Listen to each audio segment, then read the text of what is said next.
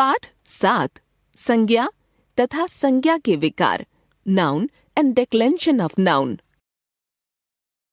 संज्ञा, नाउन। बच्चों, विद्यालय की एक कक्षा में अध्यापक पढ़ा रहे हैं। वे श्याम पट्ट पर चौक से लिख रहे हैं। छात्र कॉपी पर पेन से लिख रहे हैं। कक्षा के कोने में सब छात्रों ने अपनी खेल सामग्री बैट, हॉकी, बॉल रखी है। दीवार पर चार्ट पेपर पर भारत का नक्शा लगा हुआ है। हमें भारत पर गर्व है। सभी रंगीन शब्द किसी व्यक्ति, वस्तु, स्थान या भाव के नाम हैं। ये नाम ही तो संज्ञा है। संसार में सबको किसी न किसी नाम से पुकारते हैं। अतः हम कह सकते हैं किसी व्यक्ति, वस्तु, स्थान या भाव के नाम को संज्ञा कहते हैं। संज्ञा के भेद। संज्ञा के 3 भेद हैं। 1 व्यक्तिवाचक संज्ञा, 2 जातिवाचक संज्ञा, 3 भाववाचक संज्ञा। व्यक्तिवाचक संज्ञा। आज दूरदर्शन पर मैरी कॉम और अमिताभ बच्चन का साक्षात्कार आ रहा है।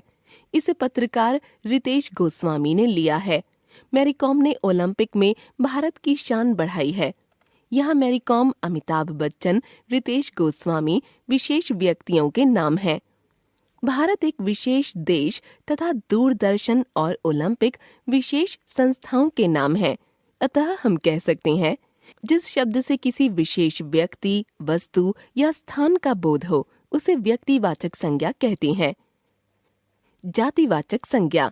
यह विद्यालय का दृश्य है। विद्यालय में खेलने के लिए क्रीड़ा क्षेत्र भी है। कुछ बच्चे फुटबॉल से खेल रहे हैं। इन वाक्यों में आए रंगीन शब्द विद्यालय, दृश्य, क्रीड़ा क्षेत्र, बच्चे, फुटबॉल सामान्य जाति का बोध करा रहे हैं, किसी विशेष का नहीं। अतः हम कह सकते हैं जिस शब्द से किसी व्यक्ति, वस्तु या स्थान की संपूर्ण जाति का बोध होता है उसे जातिवाचक संज्ञा कहते हैं। भाववाचक संज्ञा। यदि बच्चे बचपन में शैतानी करें तो हम उन्हें समझा सकते हैं, किंतु बुढ़ापे में ऐसा करना शोभा नहीं देता। सुबह सुबह बगीचे की हरियाली तथा सुंदरता अद्भुत होती है। बचपन, शैतानी, बुढ़ापा, शोभा, हरियाली, सुंदरता हम अनुभव कर सकते हैं। ये सब भावों के नाम हैं। अतः हम कह सकते हैं जिन शब्दों से गुण, दशा या भाव का बोध हो वे भाववाचक संज्ञा कहलाते हैं। भाववाचक संज्ञा की विशेषताएं। भाववाचक संज्ञाएं प्रायः एक वचन में प्रयुक्त होती हैं। इन संज्ञाओं को देखा तथा छुआ नहीं जा सकता, केवल महसूस किया जा सकता है। भाववाचक संज्ञा का प्रयोग जब बहुवचन के रूप में किया जाता है तब वह जातिवाचक संज्ञा कहलाती है। जैसे उसकी ममता ही उसकी शक्ति है। भाववाचक। उनकी विविध शक्तियां पहचान कर ही व्यवहार करें। जातिवाचक। कुछ भाववाचक संज्ञाएं मूल रूप से भावों को व्यक्त करती हैं, जैसे प्रेम, घृणा, भक्ति आदि। परंतु भाववाचक संज्ञा शब्दों को दूसरे शब्दों में प्रत्यय या शब्दांश जोड़कर भी बना सकते हैं। भाववाचक संज्ञाएं 5 प्रकार के शब्दों से बनती हैं। 1 जातिवाचक संज्ञा से, 2 सर्वनाम से, 3 विशेषण से, 4 क्रिया से, 5 अव्यय से। जातिवाचक संज्ञा से मित्र, मित्रता, शत्रु, शत्रुता, मनुष्य, मनुष्यता, सज्जन, सज्जनता, मूर्ख, मूर्खता, गुरु, गुरुत्व या गुरुता, देव, देवत्व, स्त्री, स्त्रीत्व, बच्चा, बचपन, लड़का, लड़कपन, विद्वान, विद्वत्ता, पशु, पशुत्व या पशुता, बूढ़ा, बुढ़ापा, मानव, मानवता, दानव, दानवता, प्रभु, प्रभुत्व या प्रभुता। सर्वनाम से अपना, अपनत्व, अपनापन, पराया, परायापन, निज, निजत्व, निजता, स्व, स्वत्व, अहम, अहंकार, आप, आपा, सर्व, सर्वस्व, मम, ममत्व, ममता।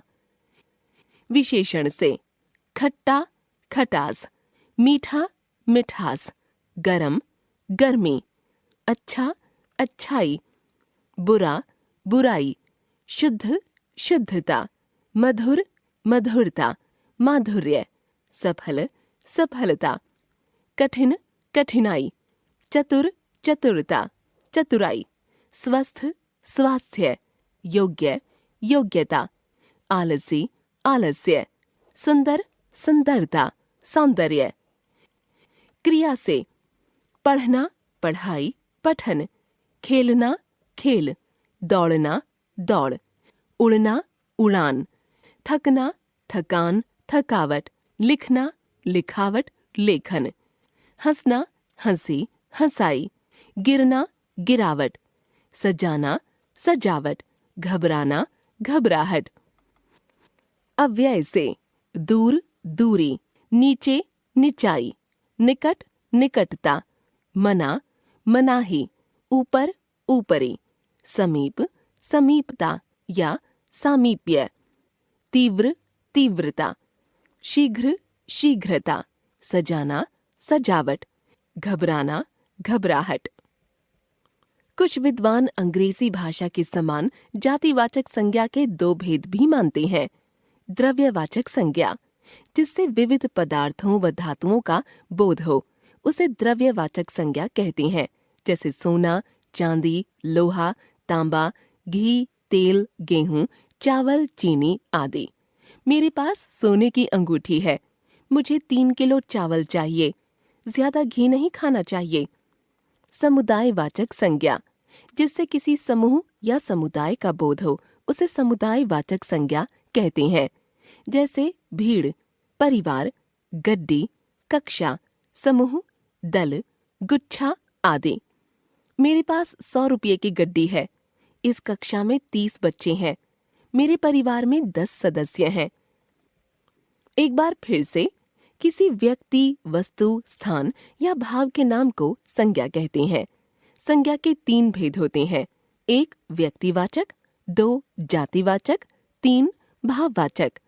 किसी विशेष व्यक्ति, वस्तु या स्थान के नाम को व्यक्तिवाचक संज्ञा कहते हैं।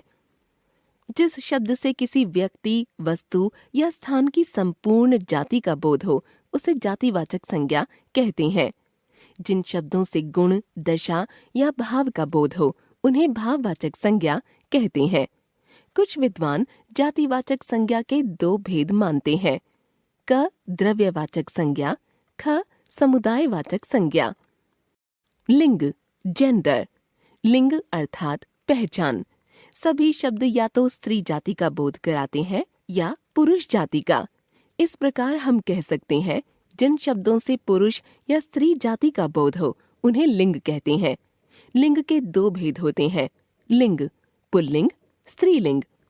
चित्रों के नीचे लिखे वाक्यों को ध्यान से पढ़िए। लड़के क्रिकेट खेल रहे हैं, लड़कियां रस्सी कूद रही हैं, कबूतर उड़ रहे हैं, चिड़िया घोंसले में बैठी है, ग्वाला दूध दूह रहा है, ग्वालिन दूध बेच रही है। पुरुष जाति का बोध करवाने वाले शब्द पुल्लिंग और स्त्री जाति का बोध करवाने वाले शब्द स्त्रीलिंग कहे जाते हैं। शब्दों के सही लिंग की पहचान अभ्यास द्वारा होती है। ऊपर के वाक्यों में लड़के, कबूतर तथा ग्वाला पुल्लिंग शब्द हैं। लड़कियां, चिड़िया तथा ग्वालिन स्त्रीलिंग शब्द हैं। इन्हीं के अनुरूप क्रिया का प्रयोग हुआ है। विशेष, हिंदी में कुछ शब्द नित्य स्त्रीलिंग होते हैं या नित्य पुल्लिंग। नित्य स्त्रीलिंग गिलहरी, छिपकली, कोयल, मकड़ी, मैना, मछली, चील आदि। नित्य पुल्लिंग मच्छर, खरगोश, खटमल, तोता, कीड़ा, चीता आदि। ऐसे में लिंग को सूचित करने के लिए नर या मादा शब्द का प्रयोग किया जाता है, जैसे नर गिलहरी, मादा गिलहरी, नर मच्छर, मादा मच्छर आदि।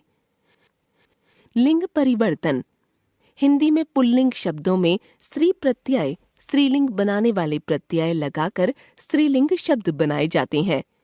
आ प्रत्यय, बाल, बाला, सुत, सुता, अनुज, अनुजा, छात्र, छात्रा, आचार्य, आचार्या, वृद्ध, वृद्धा, सदस्य, सदस्या, भवदीय, भवदीया, महोदय महोदया।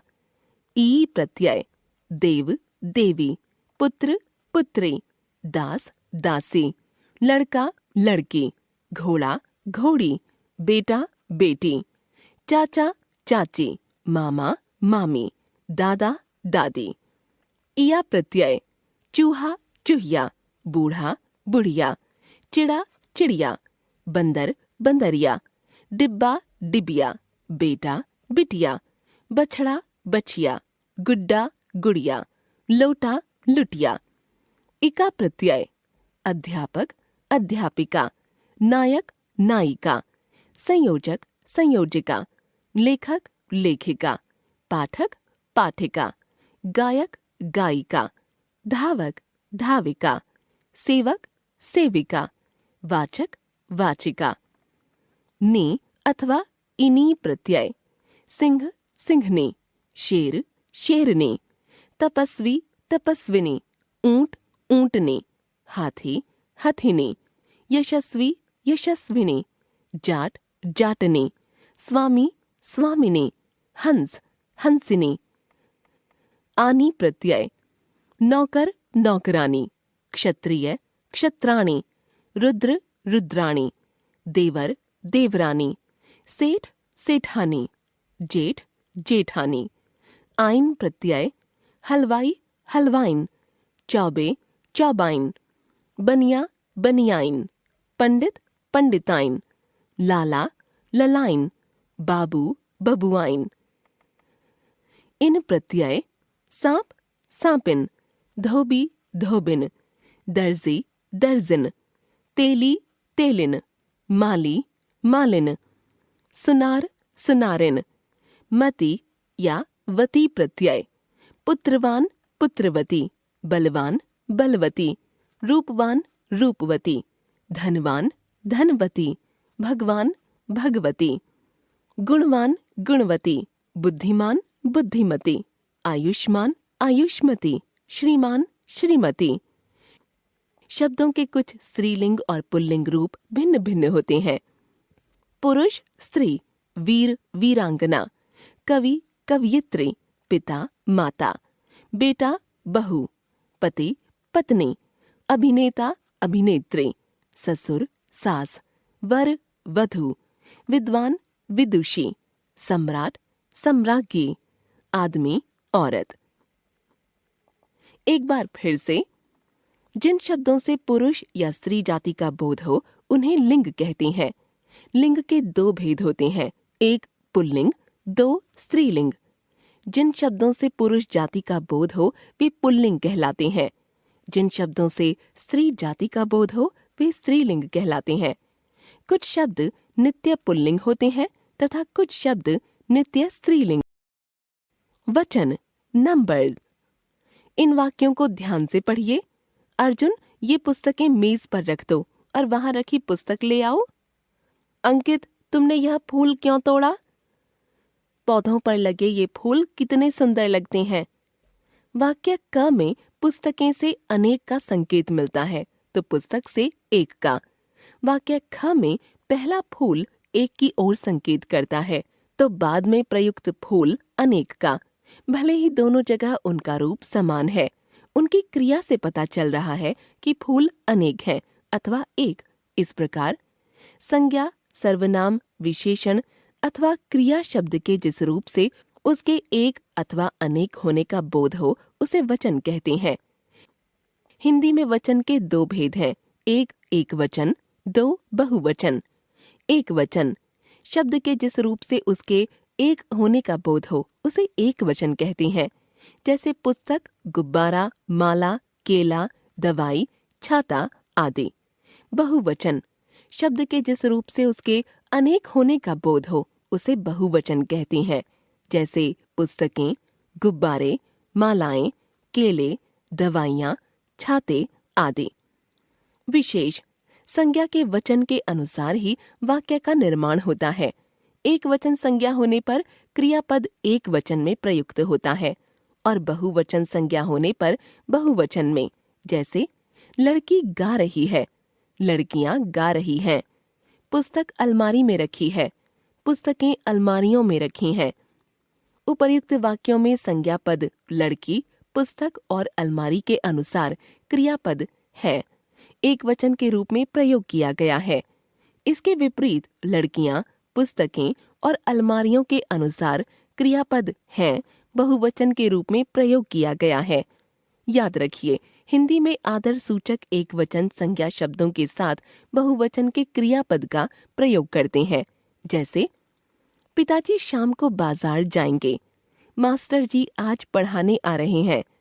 उपर्युक्त वाक्यों में पिताजी और मास्टर जी एक वचन संज्ञा शब्द हैं, परंतु उनके प्रति आदर व्यक्त करने के लिए क्रिया बहुवचन की प्रयोग की गई है।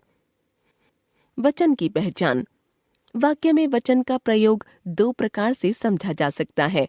एक, संज्ञा और सर्वनाम द्वारा। दो, क्रिया द्वारा। संज्ञा और सर्वनाम द्वारा। संज्ञा और सर्वनाम द्वारा वाक्य में प्रयुक्त वचन की पहचान करना सरल है। संज्ञा और सर्वनाम शब्दों के एक वचन और बहुवचन में अलग अलग रूप होते हैं। जैसे संज्ञा लड़का, लड़के, घोड़ा, घोड़े, कन्या, कन्याएं, महिला, महिलाएं। सर्वनाम मैं, हम, वह, वे, मेरा, हमारा, उसका, उनका। क्रिया द्वारा। कुछ संज्ञा शब्दों के एक वचन और बहुवचन के रूप में कोई परिवर्तन नहीं होता। ऐसे वाक्यों में हम क्रिया के रूप से वचन की पहचान करने में समर्थ होते हैं। जैसे हाथी नदी में नहा रहा है, हाथी नदी में नहा रहे हैं। बालक सो रहा था, बालक सो रहे थे। उपर्युक्त वाक्यों में हाथी या बालक संज्ञा पदों में कोई परिवर्तन नहीं हुआ, परंतु दोनों वाक्य एक वचन से बहुवचन में परिवर्तित कर लिखे गए हैं। ऐसा दोनों वाक्यों में क्रियाओं के प्रयोग से पता चल रहा है। अतः क्रिया द्वारा वचन की पहचान की जाती है। विशेष भाववाचक संज्ञाओं का प्रयोग प्रायः एक वचन में ही होता है। हर, प्रत्येक, हरेक अविकारी शब्द सदैव एक वचन में प्रयुक्त होते हैं। द्रव्यवाचक संज्ञाओं का भी प्रयोग एक वचन में ही होता है। एक वचन संज्ञा पदों को बहुवचन में बदलना। एक वचन संज्ञाओं को बहुवचन में निम्नलिखित प्रकार से परिवर्तित कर सकते हैं। याद रखें, एक वचनात्मक दीर्घ मात्रांत शब्द को बहुवचन में बदलने के लिए पहले दीर्घ मात्रा ई को ई में तथा ऊ को उ में बदल लेते हैं। एक वचन से बहुवचन में परिवर्तन के कुछ सामान्य नियम इस प्रकार हैं। आ या ए। आकारांत शब्द के आ को ए में बदलकर। जैसे एक वचन, बहुवचन, केला, केले, बेटा, बेटे, जूता, जूते, लड़का, लड़के, रसगुल्ला, रसगुल्ले, अंगूठा, अंगूठे। अ से ए। अ को ए में परिवर्तित करके। जैसे एक वचन, बहुवचन, रात, रातें, राह, राहें, पतंग, पतंगें, आँख, आँखें, बहन, बहनें, पुस्तक, पुस्तकें। आ से ए। आ के पीछे ए जोड़कर। जैसे एक वचन, बहुवचन, छात्रा, छात्राएं, कला, कलाएं, महिला, महिलाएं, लता, लताएं। ई से या। ई ध्वनि से अंत होने वाले शब्दों में ई का ई करके या जोड़ देते हैं। जैसे एक वचन, बहुवचन, नारी, नारियां, लड़की, लड़कियां, टोपी, टोपियां, धोती, धोतियां, चोटी, चोटियां, गली, गलियां। इया ध्वनि से अंत होने वाले शब्दों में इया के स्थान पर ही इया लिखकर। जैसे एक वचन, बहुवचन, बुढ़िया, बुढ़ियां, गुड़िया, गुड़ियां, चूहिया, चूहियां, कुटिया, कुटियां। उ से ऊ। ध्वन्यांत शब्दों में ए जोड़कर इनमें ऊ को उ में बदल देते हैं। जैसे एक वचन, बहुवचन, बहू, बहुएं, वधू, वधुएं, जूं, जुएं, ऋतु, ऋतुएं, वस्तु, वस्तुएं, गौ, गौएं। शब्दों के अंत में दल, वृंद, जन, वर्ग, लोग, गण लगाकर, जैसे एक वचन, बहुवचन, सेवक, सेवक दल, प्रजा, प्रजाजन, आप लोग, लेखक, लेखक गण, पाठक, पाठक वर्ग, कांग्रेस, कांग्रेस दल, पक्षी, पक्षी वृंद, गुरु, गुरुजन, गरीब, गरीब लोग, छात्र, छात्र वर्ग। एक बार फिर से वचन के द्वारा संज्ञा या सर्वनाम की संख्या का पता चलता है। एक वचन से एक संख्या का और बहुवचन से अधिक संख्याओं का पता चलता है। कुछ शब्द दोनों वचनों में समान होते हैं। कारक, केस, माताजी सब्जी खरीदी, उन्होंने दुकानदार पैसे दिए। इन वाक्यों को पढ़कर हमें कोई भी बात स्पष्ट नहीं हो रही है। अब इन वाक्यों को इस प्रकार समझिए। माताजी ने सब्जी खरीदी, उन्होंने दुकानदार को पैसे दिए। इन वाक्यों में ने और को शब्दों द्वारा वाक्य सही हो गए हैं और अब उनके अर्थ स्पष्ट हैं। अतः हम कह सकते हैं कि जो शब्द संज्ञा या सर्वनाम का क्रिया के साथ संबंध बताते हैं कारक कहलाते हैं। कारक के भेद। कारक के 8 भेद हैं। 1 कर्ता, 2 कर्म, 3 करण, 4 संप्रदान, 5 अपादान, 6 संबंध, 7 अधिकरण, 8 संबोधन। इन कारक भेदों को उनके विभक्ति चिन्हों, परसर्गों के प्रयोग के साथ इस प्रकार समझ सकते हैं। कारक, विभक्ति चिन्ह, प्रयोग। कर्ता, ने, देव, देव ने, कर्म, को, देव को, करण, से, के द्वारा, देव से, देव के द्वारा, संप्रदान, को, के लिए, देव को, देव के लिए, अपादान, से, अलग होना, देव से, संबंध, का, की, के, रा, री, रे, देव का, अधिकरण, में, पर, देव में, देव पर, संबोधन, हे, ओ, अरे, हे देव।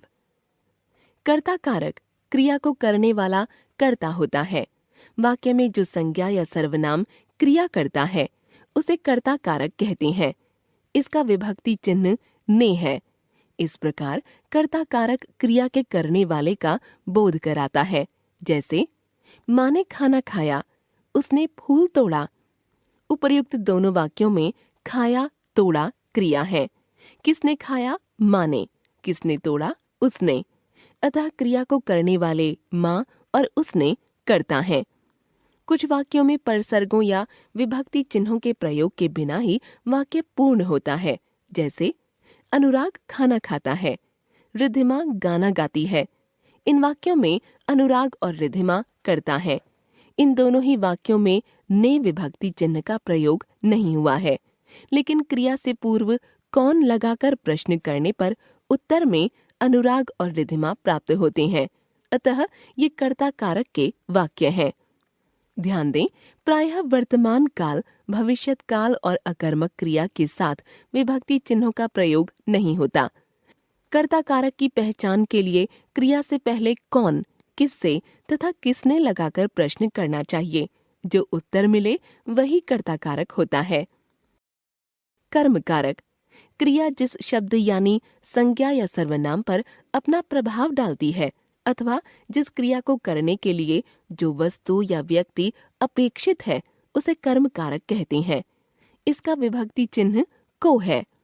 जैसे ऋचा पुस्तक पढ़ती है। क्या पढ़ती है? पुस्तक। सुशील मैच देख रहा है। क्या देख रहा है? मैच। अतः यहाँ विभक्ति चिन्ह को न होते हुए भी ये कर्म कारक के वाक्य हैं। गीता बच्चे को पढ़ा रही है। किसको पढ़ा रही है? बच्चे को। वाक्य में कर्म कारक की पहचान क्रिया से पहले क्या या किसको लगाकर प्रश्न पूछकर करते हैं। जो उत्तर मिलता है वही कर्म कारक होता है। करण कारक, कार्य के संपादन में कर्ता को जिस साधन की जरूरत होती है उसे करण कारक कहते हैं। इसके विभक्ति चिन्ह से, के द्वारा, के साथ आदि हैं। जैसे हरि पेन से लिखता है। मेरे मित्र ने मुझे टेलीफोन के द्वारा सूचित किया। ऋषि अपने पिताजी के साथ बाजार गया। किससे लिखता है? पेन से। किसके द्वारा सूचित किया? टेलीफोन के द्वारा। किसके साथ बाजार गया? पिताजी के साथ। अतः ऊपर दिए तीनों वाक्य करण कारक के हैं। करण कारक की पहचान क्रिया के साथ, किससे, किसके साथ, किसके द्वारा प्रश्न लगाकर करते हैं। जो उत्तर मिलता है वही करण कारक होता है। संप्रदान कारक। संप्रदान का अर्थ है देना। कर्ता जिसे कुछ देता है या जिस उद्देश्य के लिए कार्य करता है उसे व्यक्त करने वाला शब्द संप्रदान कारक कहलाता है। इसके चिन्ह के लिए, को है। ध्यान दें, क्रिया की धातु दे होने पर सदा संप्रदान कारक होगा। जैसे विद्यार्थी पढ़ने के लिए विद्यालय आते हैं। किसके लिए आते हैं? श्री कृष्ण ने अर्जुन को गीता का उपदेश दिया। किसको दिया? वाक्य क क्रिया के उद्देश्य या हेतु को स्पष्ट कर रहा है और वाक्य ख में दिया क्रियापद होने से अर्जुन को में संप्रदान कारक है। संप्रदान कारक की पहचान के लिए क्रिया के साथ किसको, किसके लिए लगाकर प्रश्न करना चाहिए। जवाब में मिलने वाला उत्तर संप्रदान कारक होता है। अपादान कारक।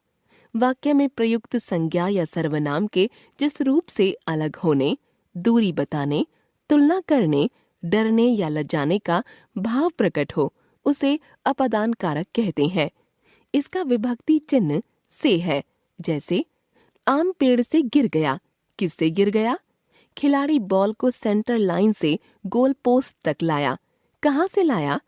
मेरी पानी की बोतल तुम्हारी बोतल से बड़ी है। किससे बड़ी है?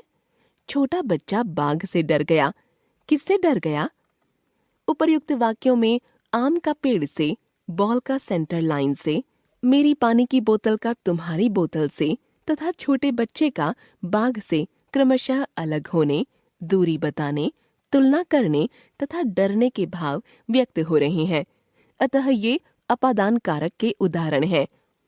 अपादान कारक की पहचान के लिए क्रिया के साथ किससे, कहाँ से लगाकर प्रश्न करना चाहिए।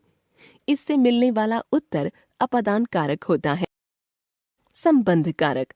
संज्ञा या सर्वनाम के जिस रूप से उसका संबंध वाक्य में प्रयुक्त अन्य संज्ञा या सर्वनाम से होता है उसे संबंध कारक कहते हैं। इसके चिन्ह का, के, की, रा, रे, री हैं। जैसे शिवानी के पिताजी बैंक में मैनेजर हैं। किसके? ऋचा राहुल की बहन है। किसकी? यह तुम्हारी पुस्तक है। किसकी? यह पुस्तक मेरी है। किसकी? उपर्युक्त वाक्यों में शिवानी के, राहुल की, तुम्हारी, मेरी सभी पद संबंध कारक के हैं। इनकी पहचान करने के लिए संज्ञा या सर्वनाम के साथ किसका, किसकी, किसके लगाकर प्रश्न करते हैं। अधिकरण कारक। संज्ञा के जिस रूप से क्रिया के आधार व समय का बोध होता है उसे अधिकरण कारक कहते हैं। अधिकरण कारक के विभक्ति चिन्ह में, पर हैं। जैसे चिड़िया पेड़ पर बैठी है। कहाँ बैठी है? आकाश में टिमटिमाते तारों को देखो। कहाँ देखो? उपर्युक्त वाक्यों से क्रिया के आधार का पता चल रहा है। अतः पेड़ पर, आकाश में अधिकरण कारक के पद हैं। अधिकरण कारक की पहचान के लिए क्रिया के साथ कहाँ लगाकर प्रश्न करना चाहिए। जवाब में मिलने वाला उत्तर अधिकरण कारक होता है। संबोधन कारक। जिन संज्ञा शब्दों से किसी को बुलाने का भाव प्रकट होता है उन्हें संबोधन कारक कहते हैं। हे, ओ, अरे इसके विभक्ति चिन्ह हैं। ये चिन्ह संज्ञा सर्वनाम से पहले जोड़े जाते हैं और चिन्ह के बाद सदैव संबोधन चिन्ह लगाया जाता है। जैसे अरे राहुल तुम कब आए? हे राम बड़ा अनिष्ट हो गया। बच्चों उधर मत भागो। उपर्युक्त वाक्यों में अरे, हे राम, बच्चों संबोधन कारक के उदाहरण हैं। कर्म कारक और संप्रदान कारक में अंतर। कर्म कारक तथा संप्रदान कारक दोनों में ही को विभक्ति चिन्ह का प्रयोग किया जाता है, लेकिन इनके भाव में भिन्नता होती है। इसलिए दोनों कारकों के प्रयोग में गलती न हो इस बात का ध्यान रखना चाहिए। जैसे पिताजी ने बच्चों को डांटा। किसको डांटा? उत्तर बच्चों को। यहाँ क्रिया का फल बच्चों पर पड़ रहा है, अतः यह कर्म कारक का उदाहरण है। पिताजी ने बच्चों को उपहार दिए। किसको दिए? उत्तर, बच्चों को। यहाँ उपहार देने का कार्य बच्चों के लिए किया जा रहा है, अतः यह संप्रदान कारक का उदाहरण है। क्रिया की धातु दे होने पर सदैव संप्रदान कारक होगा। करण कारक और अपादान कारक में अंतर। करण कारक तथा अपादान कारक दोनों में ही से विभक्ति चिन्ह का प्रयोग किया जाता है, लेकिन इनके अर्थ भाव में अंतर होता है। करण कारक में से पर सर्ग साधन का सूचक होता है, जबकि अपादान कारक में यह अलग होने के भाव को प्रदर्शित करता है। जैसे नीतू पेन से लिखती है। किससे लिखती है? उत्तर, पेन से। यहाँ पेन साधन का कार्य कर रहा है, अतः यह करण कारक का उदाहरण है। गंगा हिमालय से निकलती है। किससे निकलती है? उत्तर, हिमालय से। यहाँ गंगा का हिमालय से अलग होने का भाव प्रकट हो रहा है, अतः यह अपादान कारक का उदाहरण है। एक बार फिर से, संज्ञा सर्वनाम का क्रियापद के साथ संबंध बताने वाले शब्द कारक कहलाते हैं। कारक के 8 भेद हैं: कर्ता, कर्म, करण, संप्रदान, अपादान, संबंध, अधिकरण तथा संबोधन। प्रत्येक कारक के विभक्ति चिन्ह होते हैं, जिन्हें परसर्ग भी कहते हैं।